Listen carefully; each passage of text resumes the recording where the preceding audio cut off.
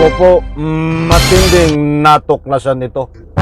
Senador Bato, tatakas, papuntang ibang bansa, biglang hinarang. Alright, welcome back to my YouTube channel. I'm Andes Vlog.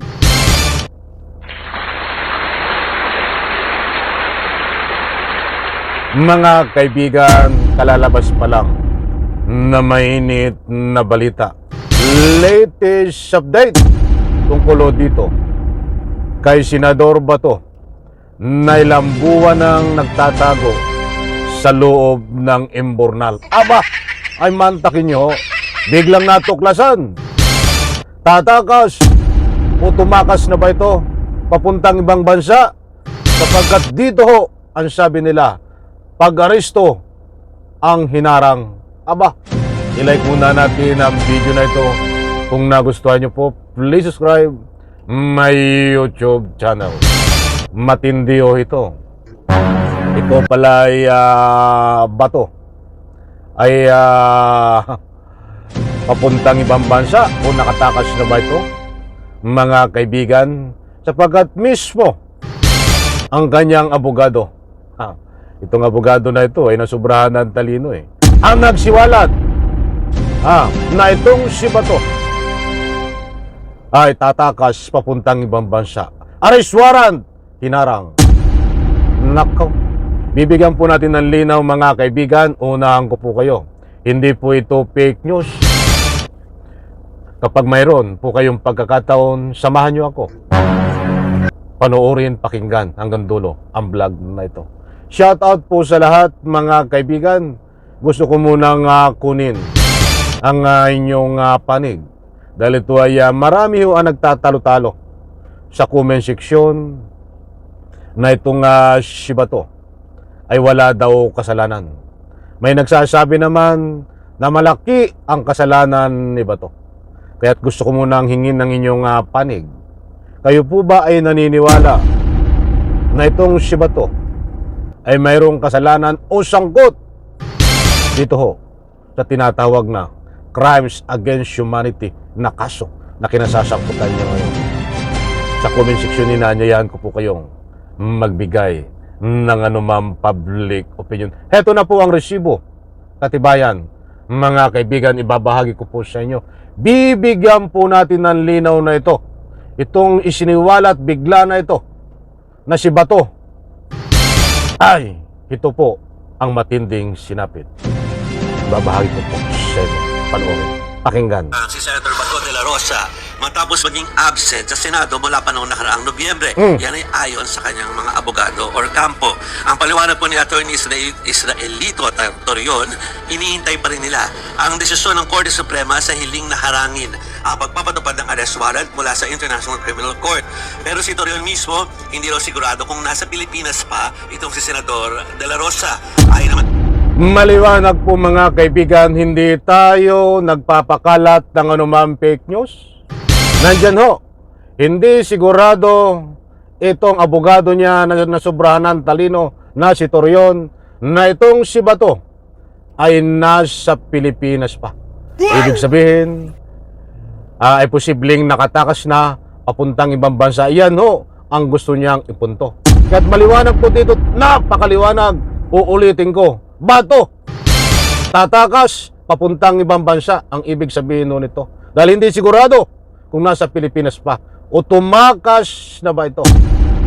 Maliwanag ko, nandyan ho ang katibayan, mga kaibigan. At ito pa ang mas matindi, pagharang, nandyan ho din nasabihan ng arrest warrant, mga kaibigan. Uulitin ko sa punto na yon para lubos nyo pong maunawaan, para naman hindi po tayo nagpapakalat ng anumang fake news. Muli kong inuulit. Ito po, pakinggan po, mga mahal kong taga-subaybay. ang desisyon ng Korte Suprema sa hiling na harangin sa hiling na harangin ang pagpatupad ng arrest warrant. Maliwanag po diyan, mga kaibigan. Bato, tatakas at haharangin ang arrest warrant. Nandiyan po, mga mahal kong taga-subaybay. Ang paliwanag po ni Atty. Israelito at Torion, iniintay pa rin nila ang desisyon ng Korte Suprema sa hiling na harangin ang pagpapatupad ng arrest warrant mula sa International Criminal Court. Pero si Torion mismo, hindi raw sigurado kung nasa Pilipinas pa itong si Senador De La Rosa. Ay naman Ay napakaliwanag, mga mahal kong taga-subaybay. Hindi sigurado kung itong si Bato ay nakalabas na ng kanyang pinagtataguan diyan ho sa loob ng imburnal. Dahil matagal na ho itong hindi nagpapakita, mga kaibigan, na ayon po sa lumabas na balita noon ay palipat-lipat siya ng pinagtataguan na loob ng imburnal. Minsan nasa Davao daw, sa ibang imburnal, minsan nasa Pampanga. Sa bagay ho, ito'y kahit sana magpunta, mga kaibigan, ay alam po naman natin na mayroon ding kaukulan na ahensya na nagmumonitora dito. At ito pa ang mas matindi, ang pagharang sa kanyang arrest warrant para hindi ho maipatupad.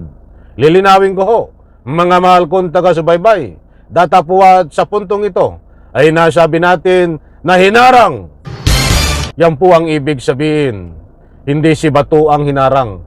Ang arrest warrant po ang hinaharang ng kampo niya para nang sa ganun ay hindi ho maipatupad. Bato! Nandyan ho, tatakas papuntang ibang bansa. Maliwanag din, according ho sa ibinalita ho ng kanyang abogado na nasubrahan ng talino. Nililinaw ko, mga kaibigan, para lubos nyo pong maunawaan, para nang sa ganun hindi nyo ma-misinterpret at nang sa ganun hindi kayo mabiktima ng anumang fake news na hindi po tayo nagpapakalat ng anumang fake news, mga kaibigan. Abangan po natin, mga mahal kung taga-subaybay, dahil matagal na ho itong pinagtatalunan kung talaga bang legit na mayroong arrest warrant itong si Bato. O bakit kung wala, nagtatago ka ba to? Ikaw lang ang nakita ko na nagtatapan-tapangan noong paman. Dahil lagi mong binabanggit nung di pa lumalabas ang arrest warrant, sige, pusasan niyo ako, make my day. Ganito ang sinasabi mo. Sumama ka pa sa pagpusa sa akin, paghuli Trillanes. Ay nung by word lang, wala pang confirmation na mayroon kang arrest warrant na galing sa ICC, ay nagtago ka na sa loob ng imburnal. Ganyan ba ang pinapakita mo bilang isang matapang ka at tumaharap sa legal na proseso? Sabi mo ihaharap ka. Tapos ngayon kung ano-ano ang mga taktika, strategy na iyong ginagawa kasama ng iyong abogado. Sa bagay, basta didilis ang utak ko, hindi natin alam kung saan nila nilalagay para magamit ng tama. Alam ko, mga kaibigan, nakuha nyo ang gusto kong ipunto. Basta DDS, nako, tawanan po natin, mga kaibigan, dahil walang ibang gawin kundi kung magbabatayo tayo sa kanilang mga galawan. Nako po, ay katawa-tawa, mga kaibigan.